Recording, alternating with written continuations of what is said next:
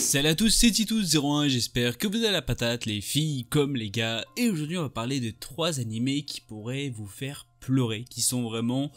qui peut toucher aux sentiments. Bien sûr, avant de commencer la vidéo, je vous remercie énormément pour m'avoir souhaité bien sûr mon anniversaire. Ça m'a fait extrêmement plaisir. Si vous avez des petites idées de vidéos ou encore des idées de thèmes, n'hésitez pas bien sûr à me le dire dans la barre des commentaires.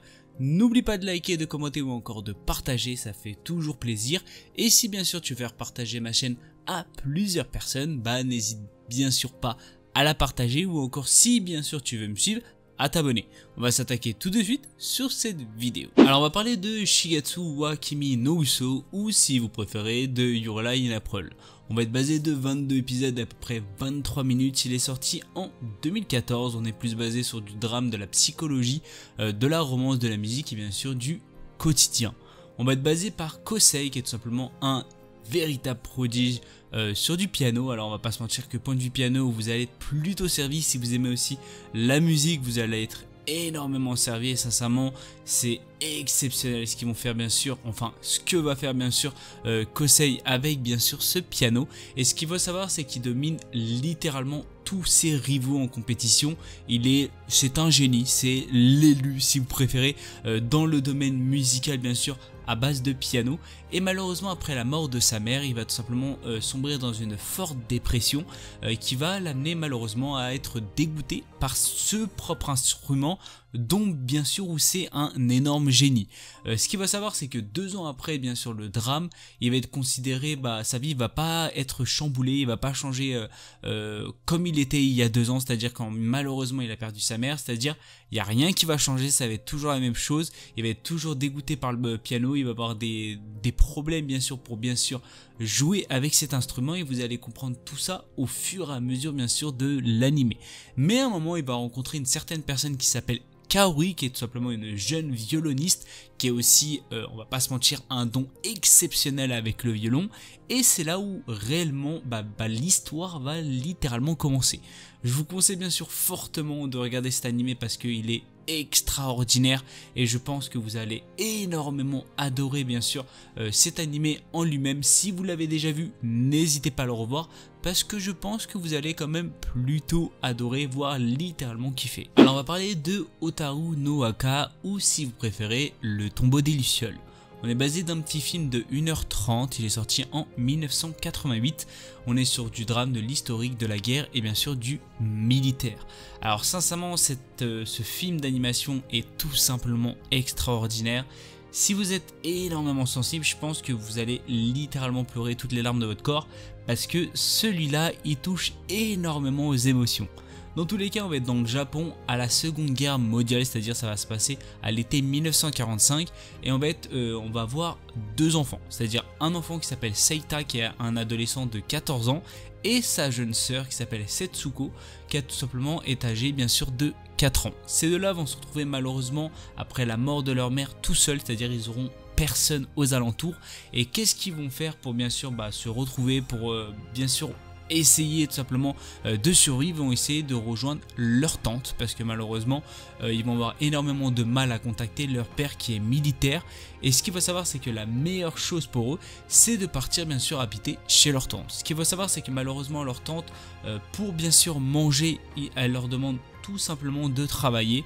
C'est ce que va tout simplement faire Seita, c'est-à-dire l'adolescent de 14 ans va tout simplement travailler pour bien sûr aider la tante, pour bien sûr se nourrir et pour bien sûr nourrir aussi sa petite sœur.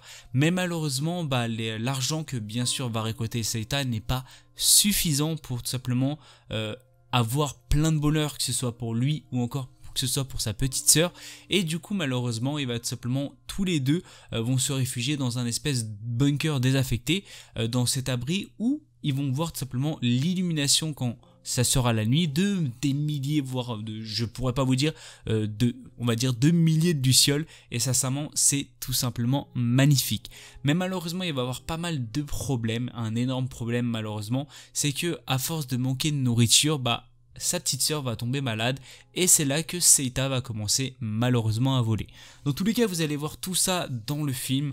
Ce que j'ai à dire c'est que regardez-le, c'est un film à regarder vraiment, même s'il date, même si peut-être vous n'êtes pas trop on va dire ancienne génération de point de vue réalisation ou encore graphique. Sincèrement, graphiquement, ça gêne pas du tout. C'est tout simplement sublime. Je vous le conseille fortement parce que sincèrement, tu peux voir un peu l'envers du décor quand c'était pendant la Seconde Guerre mondiale. Et on va pas se mentir que c'est extrêmement triste. Dans tous les cas, je vous conseille fortement de le regarder. Vous allez pas être du tout déçus. Alors on va parler de Death's Parade. Il est sorti en 2015, on est plus basé de 12 épisodes d'à peu près 23 minutes, on est plus sur du drame, du mystère, de la psychologie, du jeu et bien sûr de la mort. On va parler de deux personnages au tout début qui est tout simplement Takashi et Machiko qui vont rentrer dans un espèce de bar assez étrange. Ils vont pas se souvenir comment ils sont rentrés, comment ils sont arrivés ici et ils vont rencontrer une certaine personne qui va s'appeler Decim. Je sais pas si c'est Dekim ou Decim, je pourrais pas vous dire, peut-être je l'écorche un peu, mais vous pourrez bien sûr me corriger dans la barre des commentaires, qui va être bien sûr le maître des lieux. Et ce qu'il faut savoir, c'est que cette personne va répondre quasiment pas du tout, voire non, il s'en fout littéralement bien sûr de leurs questions. Il va tout simplement leur imposer un jeu, de jouer à un jeu, et c'est là que tout simplement l'anime va commencer. Ce qu'il faut savoir, c'est qu'ils vont avoir pas d'autre choix, c'est-à-dire entre eux deux tout simplement, avec des révélations, de découvrir tout simplement, Decim va faire en sorte de découvrir leur vraie nature et c'est à ce moment là qu'il va bien sûr juger et c'est là qu'on va nommer ça bien sûr bienvenue au Queen's Decim. Alors peut-être aussi ça je l'écorche mais vous m'aurez compris. Dans tous les cas, je vous conseille fortement parce que au tout début c'est vrai que c'est assez lent. Alors c'est vrai que j'ai eu un peu de mal, je me suis dit mais qu'est-ce qui se passe? Est-ce qu'il va y avoir quelque chose? C'est vrai que c'est assez lent mais sincèrement t'as vraiment énormément de pression. On dirait que le Decim quand il pose des questions, sincèrement on dirait que la pose à toi et t'as vraiment quand même une énorme pression. C'est limite toi-même qui est en train de te chier dessus. Mais dans tous les cas ce que j'ai à dire c'est que sincèrement l'anime est extraordinaire. La pression qu'il y a avec les personnages est aussi extraordinaire. Je pense que vous allez quand même plutôt apprécier.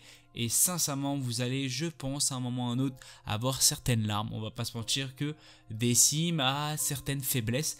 Dans tous les cas, je vous le conseille fortement parce qu'il est exceptionnel. Et sincèrement, on s'attend pas du tout à ça. Je pense que vous n'allez pas du tout vous attendre à ça au cours de l'anime. Dans tous les cas, je vous le dis ouvertement, foncez, que ce soit pour cet animé ou encore pour les deux autres que je vous ai présentés bien sûr précédemment. Sincèrement c'est les best animés. Si bien sûr vous voulez pleurer votre mère, je pense que vous allez être quand même plutôt servi. Alors malheureusement c'est la fin de cette vidéo, j'espère qu'elle vous aura fait plaisir. N'hésitez pas bien sûr à liker, à commenter ou encore à partager. Si bien sûr vous voulez la faire partager à plusieurs personnes, ça me ferait tout autant plaisir. Dans tous les cas, si vous voulez me suivre dans mon aventure YouTube, n'hésitez pas à vous abonner. C'était Tito Commande sur ce. Peace.